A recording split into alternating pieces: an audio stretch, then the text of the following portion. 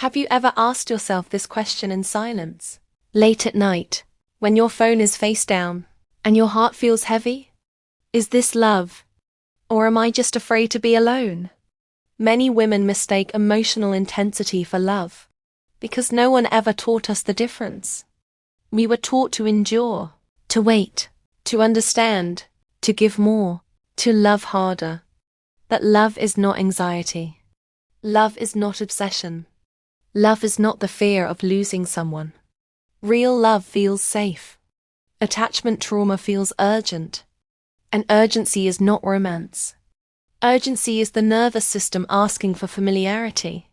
If someone makes your heart race, but also makes you doubt yourself, overthink every message, and constantly seek reassurance, this is not passion. This is a trauma bond trying to feel normal again. Attachment trauma often comes from early emotional experiences. Being loved inconsistently, feeling unseen, having to earn affection, learning that love comes with uncertainty. So when a relationship feels unstable, your body doesn't see danger. It sees home. That's why calm can feel boring. That's why healthy love can feel unfamiliar. And that's why chaos feels magnetic. But let me tell you something powerful. If you confuse intensity with love, you will keep choosing emotionally unavailable people. Not because you want pain, but because your nervous system recognizes the pattern. Love does not activate survival mode. Love does not make you abandon yourself. Love does not make you smaller. Love expands you. Attachment trauma consumes you. In love, you feel seen. In trauma bonding, you feel anxious. In love, you feel steady. In trauma, you feel addicted. And addiction is not romance.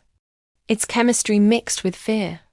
If you're watching this and something inside you feels exposed, good. Awareness is the beginning of change. This is PureHer, a space where women learn the emotional truth behind relationships. If this message resonates, like the video, subscribe to the channel, and stay with us, because the love you deserve will never require you to lose yourself. Here's the truth most women are never told. If you had to chase love as a child, you will chase it as an adult. If affection was inconsistent, you learn to work for attention, to overgive, to overthink, to stay longer than you should. Attachment trauma teaches you that love is unstable. So when someone is emotionally distant, your mind says, try harder, not because you lack self-respect, but because your nervous system is trying to complete an old story. This is why you feel drawn to people who can't fully show up. People who give just enough to keep you hooked. People who pull away when things get real. Your heart thinks it's love. Your body thinks it's survival. Healthy love feels calm.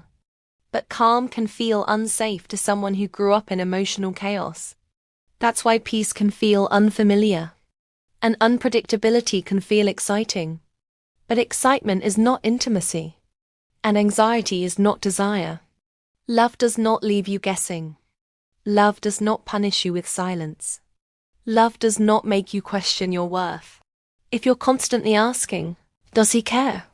He was so warm, now he's cold.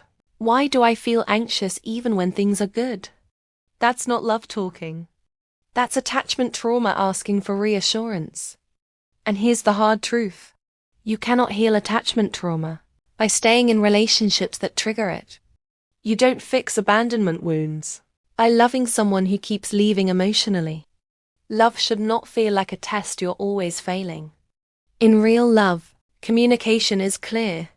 Affection is consistent. You don't have to earn presence. You are not too much. You were just asking the wrong person to meet needs they were never willing to meet. This is your reminder.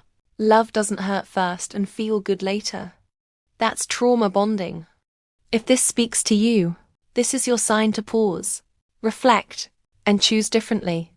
Welcome to PureHer. If you're ready to break emotional patterns, subscribe, like this video, and stay connected.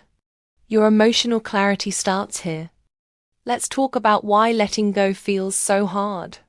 Attachment trauma doesn't attach to the person. It attaches to the hope. The hope that this time it will be different. The hope that if you love better, they will finally choose you. You're not addicted to them. You're attached to the version of yourself who finally feels worthy if they stay.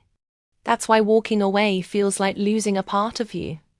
Because for a long time, their validation became your mirror. But here's what love actually does. Love does not make you chase. Love meets you halfway. Love does not confuse you. Love brings clarity. If someone truly loves you, you won't have to decode their behavior. You won't have to read between the lines. You won't have to beg for consistency. Attachment trauma keeps you stuck in almost relationships. Almost chosen. Almost secure. Almost enough. But almost is not love. Love does not come in fragments. It does not disappear when you need it most. If your connection is built on emotional highs and lows, on push and pull, on silence followed by intensity, this is not depth. It's dysregulation. And your body deserves better. You deserve a love that feels boring in the best way. Predictable. Safe. Steady. A love that doesn't activate fear. A love that doesn't threaten abandonment. When you heal attachment patterns, your type will change. What excites you will change. What feels familiar will shift. And one day, you'll look back and realize you weren't asking for too much. You were asking the wrong person. This is PureHer. If this message gave you clarity, like the video, subscribe to the channel, and share it with a woman who needs to hear this. You are allowed to choose peace over intensity. So how do you know it's love, and not attachment trauma? Love feels calm, even in uncertainty. Attachment trauma feels anxious, even when things are good. Love allows individuality. Trauma bonds require constant reassurance. Love does not punish silence. Trauma thrives in emotional withdrawal. Love feels like home. Trauma feels like walking on emotional glass. If someone triggers your deepest fears, but you still crave them, that's not destiny. That's an old wound being activated. And you don't need to blame yourself for that. Awareness is power. The moment you stop romanticizing emotional pain, you stop mistaking suffering for depth. You don't need someone who feels intense. You need someone who feels safe. Because safety is what allows love to grow.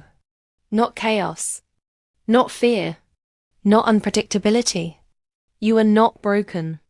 Your nervous system just learned love in survival mode.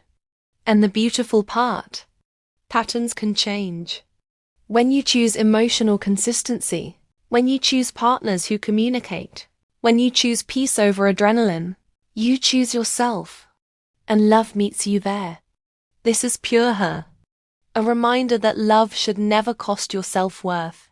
If this video resonated with you, like it, subscribe, and turn on notifications. Stay here. Because your next relationship should feel like clarity, not confusion.